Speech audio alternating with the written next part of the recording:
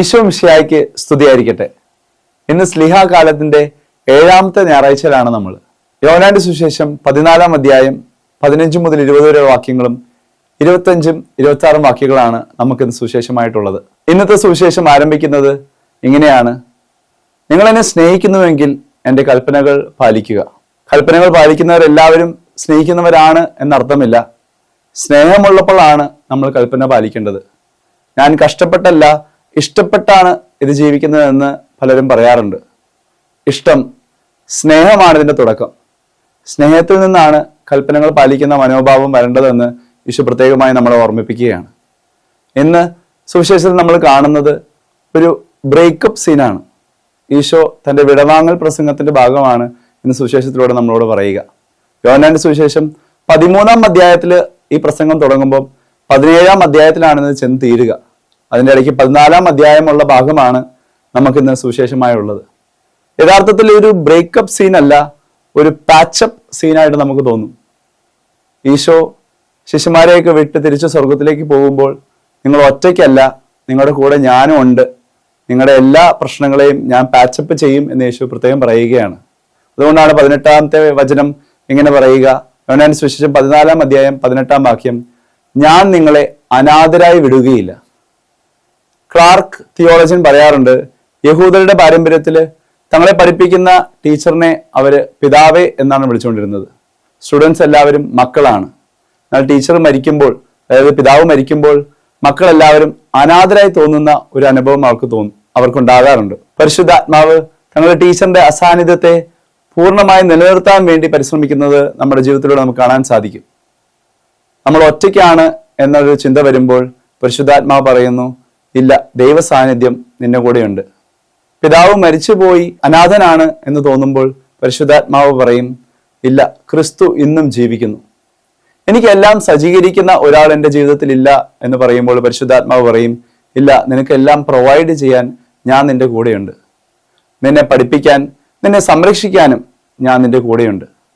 യഥാർത്ഥത്തിൽ അനാഥരായി വിടുകയല്ല, നമ്മുടെ കൂടെ നമ്മുടെ എല്ലാ പ്രശ്നങ്ങളെയും പാച്ചപ്പ് ചെയ്യാൻ ഒരു സഹായകനെ ഈശോ നൽകിയിട്ടാണ് ശിഷ്യന്മാരിൽ നിന്ന് പോവുക. അതുകൊണ്ട് തന്നെ ഇന്നത്തെ പഴയ നിയമ വായനയിൽ സംഖ്യയുടെ പുസ്തകത്തിൽ നമ്മൾ കാണുന്നുണ്ട്, മോശയുടെ കൂടെ ഒരു 70 നേതാക്കന്മാരെ തെരഞ്ഞെടുത്തിട്ട് അവർക്കും മോശയ്ക്കുണ്ടായ ആത്മാവിന്റെ ഒരു അംശം നൽകുന്നുണ്ട്.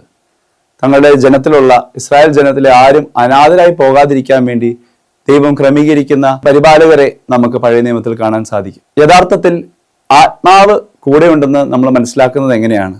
നാം എല്ലാവരും മാമോദീസയിൽ ആത്മാവ് സ്വീകരിച്ചതാണ്. ലോകത്തിന്റെ ആത്മാവാണോ പരിശുദ്ധാത്മാവാണോ നമ്മുടെ കൂടെ ഉള്ളതെന്ന് നമുക്ക് പരിശോധിച്ചറിയാൻ പരിശുദ്ധാത്മാവിന്റെ ഫലങ്ങൾ ചെക്ക് ചെയ്യണം എന്ന് പൗലോസ്ലീഹ ലേഖനത്തിലൂടെ പറയുന്നത് നമുക്ക് കാണാൻ സാധിക്കും. യഥാർത്ഥത്തിൽ ശരീരത്തിന്റെയും മനസ്സിന്റെ പിന്നിൽ ഒരു ആത്മാവുണ്ട്. ഫലങ്ങൾ love, joy, peace, patience, kindness, goodness, ഇവയെല്ലാം യഥാർത്ഥത്തിൽ ലൗകികമായ ഒരു ജീവിതം അല്ലെങ്കിൽ ലൗകികമായ ഒരു വിജയം നേടാൻ വേണ്ടിയുള്ള ഒരു ടാർഗറ്റ് അല്ല. പകരം ജയിച്ചാലും തോറ്റാലും നമുക്കുണ്ടാകുന്ന മനോഭാവങ്ങളെ കുറിച്ചാണ് പരിശുദ്ധാത്മാവിന്റെ ഫലങ്ങൾ പറയുക.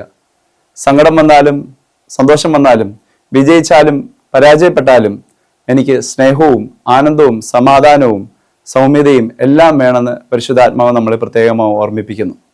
യഥാർത്ഥത്തിൽ നാം എത്തിച്ചേരേണ്ടത് സ്വർഗത്തിലാണ് എന്നുള്ളൊരു ലക്ഷ്യബോധം ഉണ്ടാകുമ്പോൾ നമ്മുടെ മനോഭാവങ്ങളിലും നമ്മുടെ റിയാക്ഷനിലും നമ്മുടെ പ്രവൃത്തികളിലും നമ്മുടെ വാക്കുകളിലുമൊക്കെ ഈ പരിശുദ്ധാത്മാവിന്റെ ഫലങ്ങൾ നമുക്ക് കാണാൻ സാധിക്കും.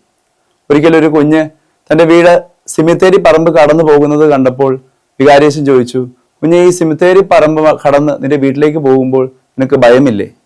കുഞ്ഞ് പറഞ്ഞു, അപ്പുറത്തുള്ള എൻ്റെ അപ്പനെ നോക്കിക്കൊണ്ടാണ് ഞാൻ നടക്കുന്നത്. സ്വർഗത്തിലുള്ള എൻ്റെ അപ്പനെ നോക്കിക്കൊണ്ട് നടക്കുമ്പോൾ ലോകത്തിലുള്ള പരാജയങ്ങളും വിജയങ്ങളും എല്ലാം പരിശുദ്ധാത്മാവിന്റെ ഫലങ്ങൾ കൊണ്ട് പൊതിഞ്ഞു പിടിക്കാൻ നമുക്ക് സാധിക്കും.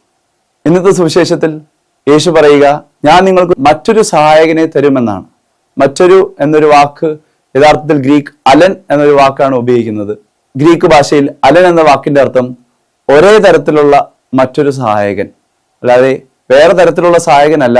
പിതാവിനെയും പുത്രനെയും പോലെയുള്ള ഒരു സഹായകനെ തന്നെയാണ് യേശു നൽകുന്നത്. റൂഹ് എന്നൊരു വാക്ക് പരിശുദ്ധാത്മാവിന് നൽകുന്നത് നമ്മൾ സുവിശേഷത്തിൽ കാണാറുണ്ട്.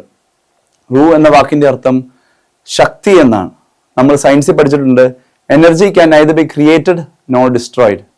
നമുക്ക് ഈ ശക്തി ഉണ്ടാക്കിയെടുക്കാൻ സാധിക്കില്ല. മാമോദീസയിലൂടെ, സ്ഥൈലേപനത്തിലൂടെ, വിശുദ്ധ കുർബാനയിലൂടെ, കുമ്പസാരത്തിലൂടെയൊക്കെ നമുക്ക് ലഭിക്കുന്നതാണ് പരിശുദ്ധാത്മാവ്. നമുക്കിതിനെ ഡിസ്ട്രോയ് ചെയ്യാനും സാധിക്കില്ല. ഏതൊക്കെ പാപ സാഹചര്യങ്ങളിലേക്ക് പോയാലും, എങ്ങനെയൊക്കെ തോറ്റാലും തിരിച്ച് ഉണർന്നു വരുവാൻ പരിശുദ്ധാത്മാവ് നമ്മളെ സഹായിക്കും. പരിശുദ്ധാത്മാവ് നമുക്കൊരു ശക്തിയാണ്. മേഘങ്ങളെ നീക്കുന്ന, ഇലകളെ ചലിക്കുന്ന കാറ്റിനെ പോലെ നമുക്ക് മുന്നോട്ട് നീങ്ങാൻ പരിശുദ്ധാത്മാവ് ഒരു ശക്തിയായി നമ്മുടെ ജീവിതത്തിലുണ്ട്. അതുകൊണ്ട് ഈ ഞായറാഴ്ച സഭയോടൊത്ത് നമ്മൾ ചിന്തിക്കുമ്പോൾ നമുക്ക് പ്രത്യേകമായി പരിശുദ്ധാത്മാവ് ആകുന്ന ശക്തിയെ ചേർത്ത് പിടിക്കാം. നമ്മുടെ ചിന്തകളിലും, നമ്മുടെ പ്രവൃത്തികളിലും, നമ്മുടെ മനോഭാവങ്ങളിലും പരിശുദ്ധാത്മാവാകുന്ന ശക്തിയെ നമുക്ക് മുറുകെ പിടിക്കാം. അതിനായി കർത്താവ് നമ്മളെ അനുഗ്രഹിക്കട്ടെ. നിത്യം പിതാവിന്റെയും പുത്രന്റെയും പരിശുദ്ധാത്മാവിന്റെയും നാമത്തിൽ ആമേൻ.